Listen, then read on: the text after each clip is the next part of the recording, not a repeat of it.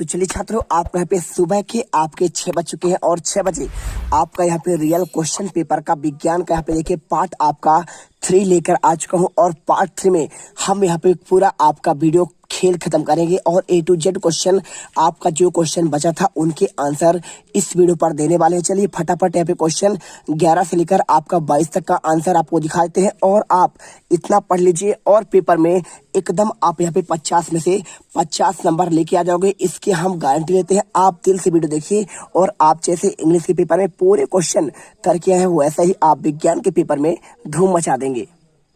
तो देखिए मैंने आपको इसका आंसर पूरा आपको बता दिया है। आपने यदि नहीं देखा है तो एक बार देख लो, सारे आंसर आपको यहाँ पे लगे हुए हैं, है ना।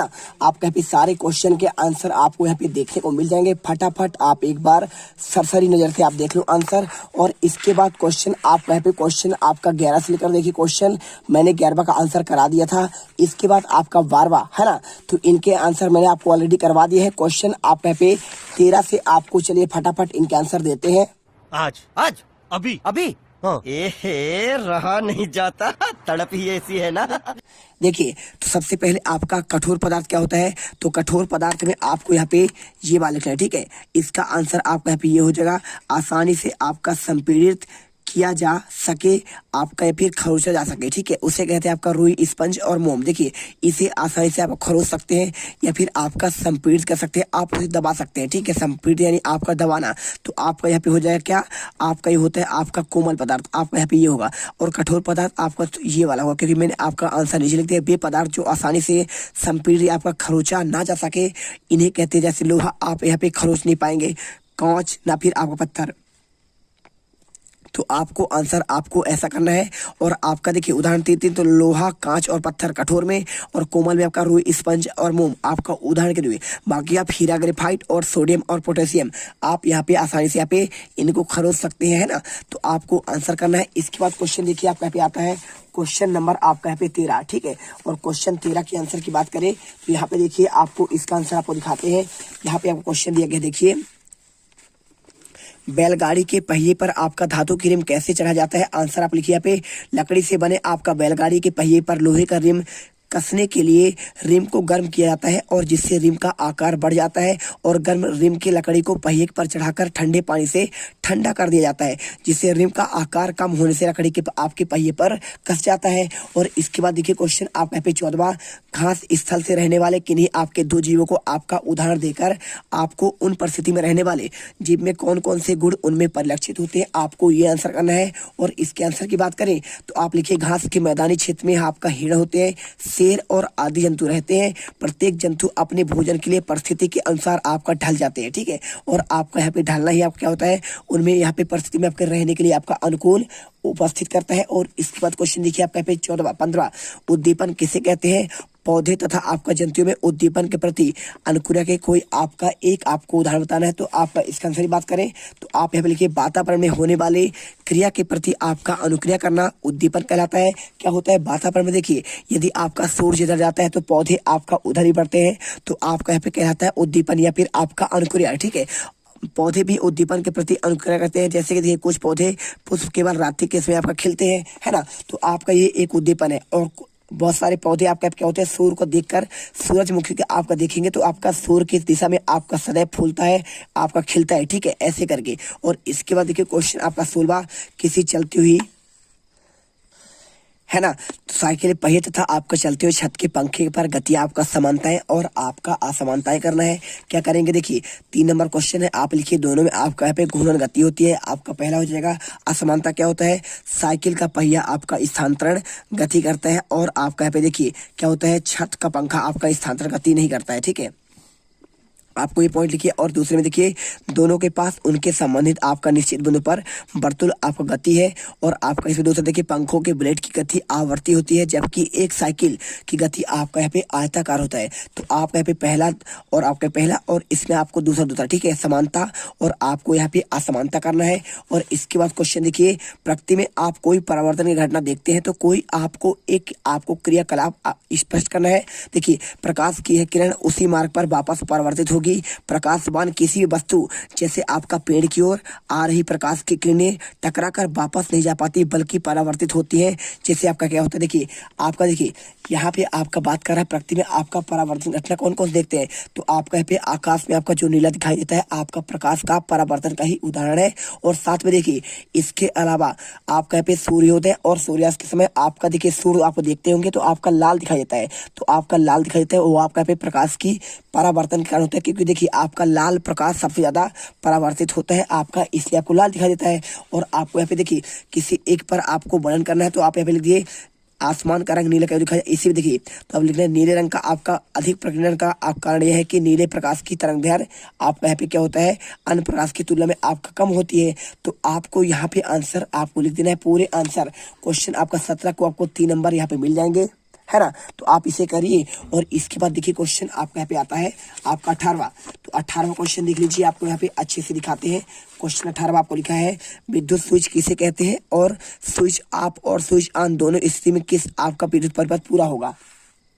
तो देखिए अगर मैं बात करूं यहाँ पे आपका विद्युत स्विच किसे कहते हैं, तो लिखिए ऐसी युक्ति जिसके द्वारा विद्युत परिपथ आपका पूरा होता है या फिर टूटता है विद्युत आपका स्विच कहलाता है ना। आप कहीं पूछा गया ना विद्युत स्विच, आप लिख दीजिए विद्युत परिपथ जिसके द्वारा पूरा होता है आपका इसे कहते हैं विद्युत स्विच। और स्विच आप क्या होता है, देखिए जब आपका स्विच ऑन की स्थिति में होगा तो विद्युत परिपथ आपका पूरा हो जाएगा, है ना। समझिए बात को। और इसके बाद देखिए आपका और स्विच ऑन होगा तो आपका परिपथ पूरा होगा और स्विच ऑफ होगा तो क्या होगा, अगर आपका स्विच यहाँ पे आपका ऑफ हुआ तो आपका यहाँ पे परिपथ पूरा नहीं होगा, ठीक है। स्विच ऑफ में परिपथ पूरा नहीं होगा। आप यहाँ पे लिख दीजिए, आपको आंसर मिल गया, 3 नंबर आपको मिल जाएंगे। इसके बाद क्वेश्चन देखिए आपका यहाँ पे क्वेश्चन विद्युत परिपथ में विद्युत धारा की दिशा क्या होगी, आपको चित्र द्वारा आपको समझाना है। तो देखिए पहले आपको एक परिपथ बनाना है। आपका ये क्या है, आपका यहाँ पे इसे कहते हैं आपका यहाँ पे क्या प्रतिरोध, ठीक है, इसे प्रतिरोध कहते हैं। और आपका यहाँ पे आई आपका होता है, आपका देखिए यहाँ पे आपका धारा होता है और इसके साथ आपका यहाँ पे आपका भी आपका यहाँ पे विभवांतर होता है, विभवांतर, है ना। और इसके साथ देखिए यहाँ पे आपका आई धारा यहाँ पे भरा है आपका प्लस और आपका यहाँ पे माइनस होता है। देखिए इधर आपका नेगेटिव और इधर आपका पॉजिटिव, ठीक है। इधर से आपका यहाँ पे धन है और इधर आपका यहाँ पे माइनस है ना। तो यही पूछ रहे हैं आपको यहाँ पे देखिए आई बराबर Q/T आदर्श आपका राशि होता है। परिभाषा आपका यहाँ पे ई आपका प्रवाह की दिशा के विपरीत होता है। तो आपको यहाँ पे आंसर देखिए लिखना है विद्युत धारा की दिशा। तो परंपरागत रूप से आपके धनात्मक आवेश की प्रवाह को आपका दिशा यहाँ पे माना जाता है, अतः इलेक्ट्रॉनों के प्रवाह की दिशा की विपरीत दिशा में आपका धारा का आपका दिशा होता है। तो आपको यहाँ पे आंसर पूरे आपको 3 नंबर यहाँ पे इसको मिल जाएगा। अच्छे से आप इसे रख लीजिए, ठीक है। क्वेश्चन नंबर 20 पर देखिए क्या लिखा है। क्वेश्चन में लिखा है चुंबकीय पदार्थ और अचुंबकीय पदार्थ, उदाहरण देकर आपको अंतर स्पष्ट करना है। तो देखिए आपको यहाँ पे चुंबक लोहा निकिल कोबाल्ट जैसे कुछ पदार्थों को आकर्षित करता है और ऐसे पदार्थों को आपका चुंबकीय पदार्थ करते हैं, है ना। आप यहाँ पे लिख दीजिए। तो आपका उदाहरण आपका यहाँ पे क्या होगा, देखिए आपका उदाहरण की बात करें तो आपका यहाँ पे आपका चुंबक और आपको यहाँ पे यही आपको लिखना है, ठीक है। चुंबक लोहा निकिल कोबाल्ट आपके इसके आपका निकिल और इसके साथ आपका यहाँ पे लोहा और आपको यहाँ पे कोबाल्ट आपको लिख देना है, ठीक है। आप यहाँ पे आंसर करिए। और इसके बाद देखिए यहाँ पे आपका लिखा है जो पदार्थ, यहाँ पे क्या लिखा है देखिए, जो पदार्थ चुंबक से आकर्षित नहीं होते हैं वे आपके अचुंबकीय पदार्थ कहलाते हैं। प्रत्येक चुंबक के आपके 2 ध्रुव होते हैं, एक आपका होता है उत्तरी ध्रुव होता है और एक आपका यहाँ पे दक्षिणी आपका ध्रुव होता है। तो उत्तरी ध्रुव आपका यहाँ पे देखिए आपका यहाँ पे उत्तरी और दक्षिणी, ठीक है।